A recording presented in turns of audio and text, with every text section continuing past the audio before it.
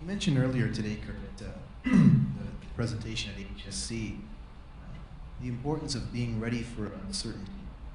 And I would just like to know, in terms of preparing yourself emotionally for tough cases or things that might spring up that have the potential to distract you, cause you to lose your focus, that sort of thing. How do you prepare ahead of time from an emotional standpoint for situations like that? Well, I think part of it is that you do have to put the hay in the barn. You do have to prepare in every way that you can, technically, educationally, from a factual standpoint. I think we were mentioning last night this relatively young otolaryngologist who had come to me who had some tumors that she wanted me to take out. They were implanted on her heart. And I was telling Jason and Cal and Doreen last night about this gal. Amazingly enough, the woman emailed me during dinner. this lady, this is an operation I did 20 years ago or so, and it was a very high-risk situation. She was a physician herself.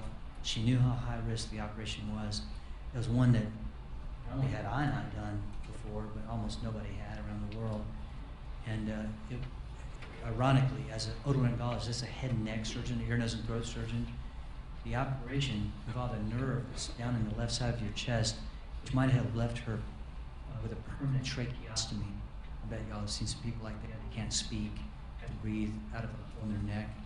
And she came to I'll tell you just briefly, when I first met her, she was coming to my clinic the next day, and I had huge clinics in those days, 20, 30 people, and I didn't really perceive, looking over the list, that this was going to be such a challenging situation.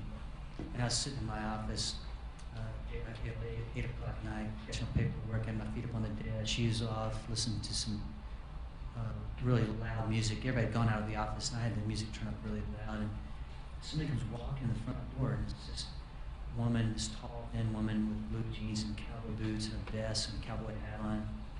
I thought, who is this coming in our office at this time of night? I thought, oh, it's probably an artist. You know, we had a lot of people around that town that did artwork for us, for talks and things like that. And I figured she was just dropping off some things. I said, oh, you know, what are you doing here? And she said, oh, I was leaving a note for one of the doctors or something. I'm sure she didn't think it was me. And I said, well, who is that? I'll get it to them. I'll make sure they get it. I'll put it on their desk. She said, oh, it's Dr. Tribble. I said, oh, well, that's me. She said, I have an appointment with you tomorrow. I could already tell she's kind of disappointed. She's probably expecting someone who's like had a lot of gray hair and stuff, you know. And I said, well, come on in. And I said, where are you from? She said, oh, I'm from Montana. I said, oh. I said, well, sit down in my chair. Here, I have this neat chair you can lean. I call it the worry chair. One you can lean almost flat in. And I sit in that when I'm worried. I mean, like staying there overnight, you know, and I'm worried about what everybody's up to around the hospital.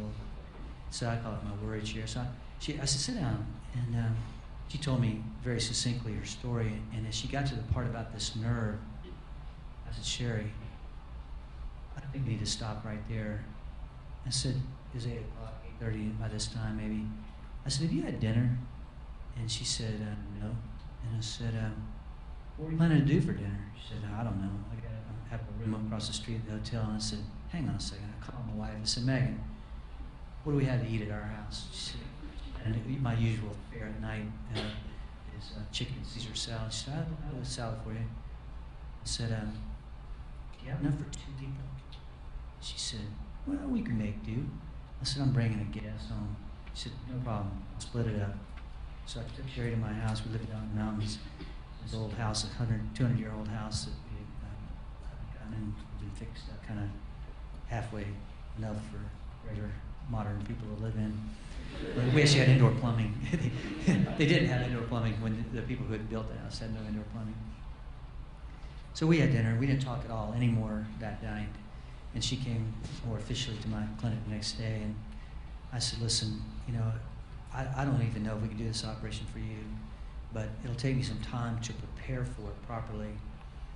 And she said, okay. And I said, I know you've gone around to the Mayo Clinic and Johns Hopkins and Vanderbilt and some of the other West Coast programs to talk to people about doing this operation. I said, I know, you might not even want us to do it here. I said, but I'll give it some thought, and I'll let you know if I think I can do it. And she said, that's fine. It's a very elective thing, a relatively elective thing. And so I went to work and thought about there were two tumors, actually. One was on the right side of the heart that would involve the conduction system. She might need a pacemaker, might need a valve, might need a coronary bypass. Or on the left side, which would involve this nerve, and might need to have to resect the nerve or to do a nerve graft, which I didn't really know how to do. And not really my valley. We don't usually do nerve surgery. So I consulted with my friends who did. What all would we do? Where would we take nerve graft from? How would we go about it? I searched out people. Interestingly enough, I hadn't thought about this, but one of the experts on this particular type of tumor lives over in British Columbia. His name is Guy Friday.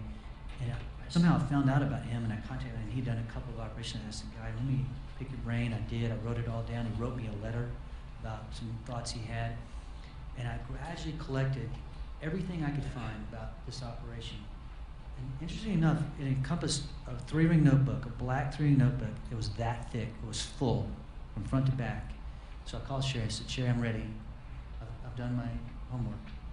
I think I can do this operation for you if you're still considering having me do it.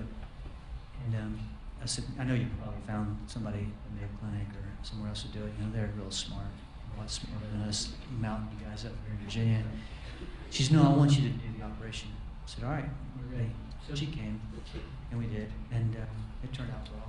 And she's back home 15 years later, still sending me funny emails. Anyway, for me to approach an operation like that was very high stakes, very high risk, very complicated, I couldn't get to any kind of emotional state to be ready to do it until I'd done the intellectual work ahead of time. So that was probably as much preparation as I've ever had to carry out to be prepared for an operation in my life. But I did it, and I didn't actually agree to do it until I had done that work. And I wouldn't have just said, oh, just come, we'll figure it out once you get here. I mean, that would be wrong. I mean, it might have worked out okay, but if it hadn't, what am I to do? I knew it might not work out optimally, and I had to be able to live with myself. So the preparation part of that was exhaustive and extensive, and, in my opinion, thorough. And once I'd done that thorough preparation, I felt I could actually offer her an operation in good conscience. And we did.